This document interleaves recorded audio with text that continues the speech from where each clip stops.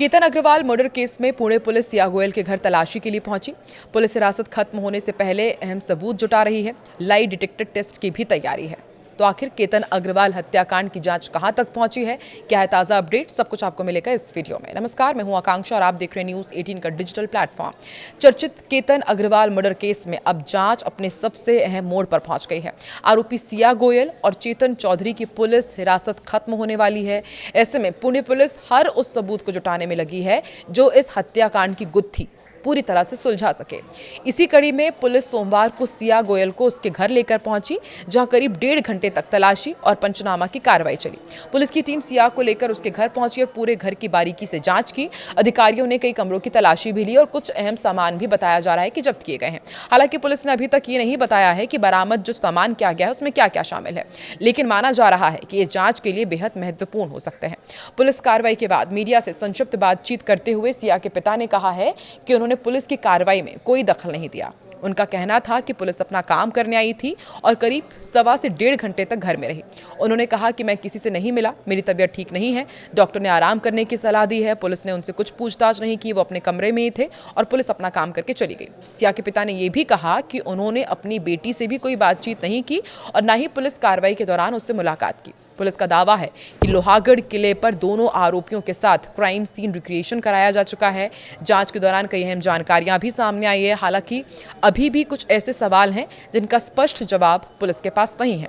सबसे बड़ा सवाल यही है कि हत्या की पूरी साजिश में किसकी भूमिका सबसे अहम थी। क्या पूरा प्लान सिया ने बनाया था या फिर चेतन चौधरी ने, या फिर दोनों ने मिलकर हर कदम की योजना बनाई थी।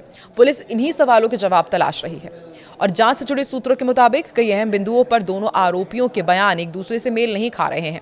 कुछ डिजिटल और परिस्थिति जन्य साक्ष्य भी पूरी तस्वीर साफ नहीं कर पा रहे और इसी वजह से पुणे पुलिस ने अदालत से दोनों आरोपियों का लाई डिटेक्टर टेस्ट कराने की अनुमति मांगी है। पुलिस का कहना है कि इस वैज्ञानिक जांच से हत्या की साजिश, घटनास्थल पर दोनों की भूमिका और हत्या के बाद सबूत मिटाने की कोशिशों से जुड़े कई सवालों के जवाब मिल सकते हैं। केतन अग्रवाल हत्याकांड की जांच में पुलिस के सामने ऐसे खुलासे भी हो रहे हैं जिसने इस पूरे मामले को और भी सनसनीखेज बना दिया है। पुलिस का दावा है कि 18 जून को लोहागढ़ किले पर हुई हत्या कोई अचानक हुई घटना नहीं थी, बल्कि पहले से रची गई एक सुनियोजित साजिश थी। पुलिस की पड़ताल में यह भी सामने आया कि हत्या की साजिश वारदात से एक दिन पहले ही रची गई थी। आरोपी की 17 जून की शाम को पुणे के कोंडवा इलाके के एक कैफे में आरोपी सिया और चेतन चौधरी ने मुलाकात की और हत्या की पूरी प्लानिंग तैयार की थी। यहाँ पर कथित तौर पर कोडवर्ड तय किए गए और वारदात को अंजाम देने की पूरी स्ट्रैटेजी रणनीति बनाई गई। और पुलिस अधिकारियों के अनुसार घटना वाले दिन केतन अग्रवाल को इस बात का बिल्कुल भी अंदाजा नहीं था कि कुछ ही पलों में उसकी जान जाने वाली है। जांच में यह भी सामने आया कि जैसे ही तीनों किले के उस हिस्से में पहुंचे जहां गहरी खाई थी, सिया ने पहले से तय संकेत देने के लिए जमीन पर वो बैठ गई। यही इशारा मिलते ही पीछे चल रहा चेतन चौधरी आगे बढ़ा और केतन को पीछे से धक्का देकर के गहरी खाई में गिरा दिया।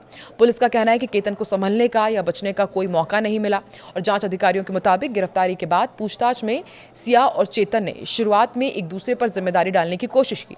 चेतन ने पहले यह दावा किया कि वो किले पर मौजूद था, लेकिन जिस जगह से केतन को धक्का दिया गया वो वहां पर नहीं गया था और उसे घटना की कोई जानकारी नहीं है। पूछताछ के दौरान पुलिस ने आरोपियों से यह भी सवाल किया कि अगर दोनों एक दूसरे से प्रेम करते थे तो उन्होंने घर से भागकर शादी क्यों नहीं कर ली। पुलिस के अनुसार आरोपियों ने जवाब दिया कि ऐसा करने से दोनों परिवारों की बदनामी होती, इसी वजह से उन्होंने कथित तौर पर केतन को रास्ते से हटाने की साजिश रची। जांच में यह भी सामने आया कि 18 जून की घटना पहली कोशिश नहीं थी। पुलिस का दावा है कि इससे पहले भी सिया 2 बार केतन को लोहागढ़ किले पर लेकर गई थी, जहां उसे मारने की कोशिश की गई थी, लेकिन दोनों ही प्रयास असफल रहे और तीसरी बार आरोपियों ने पूरी तैयारी के साथ इस वारदात को अंजाम दिया। लेकिन जरा सोची समझी साजिश के तहत केतन अग्रवाल को धक्का देकर के मौत के घाट उतार दिया गया, सिर्फ इसलिए क्योंकि यदि वो घर से भाग जाते तो दोनों परिवारों की बदनामी होती। लेकिन अब वो कानून की सलाखों के पीछे हैं, उनसे लगातार पूछताछ की जा रही है। देखने वाली बात होगी कि केतन अग्रवाल को कब तक इंसाफ मिलता है और सिया और चेतन चौधरी के खिलाफ आगे किस तरह से एक्शन लिया जाता है और जिस तरह के रोजाना खुलासे होते हैं, अब कौन सा नया राज खुलेगा, सबकी नजर इस पर टिकी हुई है। इस पूरे हत्याकांड को लेकर के आपको क्या लगता है? लगातार इस तरह के मामले सामने क्यों आ रहे हैं कि प्रेमी के साथ मिलकर के मंगेतर को, अपने पतियों को मौत के घाट उतार दिया जा रहा है? इस तरह के मामले क्यों बढ़ रहे हैं? समाज में आखिर क्यों हो रहा है? कमेंट सेक्शन में अपनी प्रतिक्रिया जरूर दें।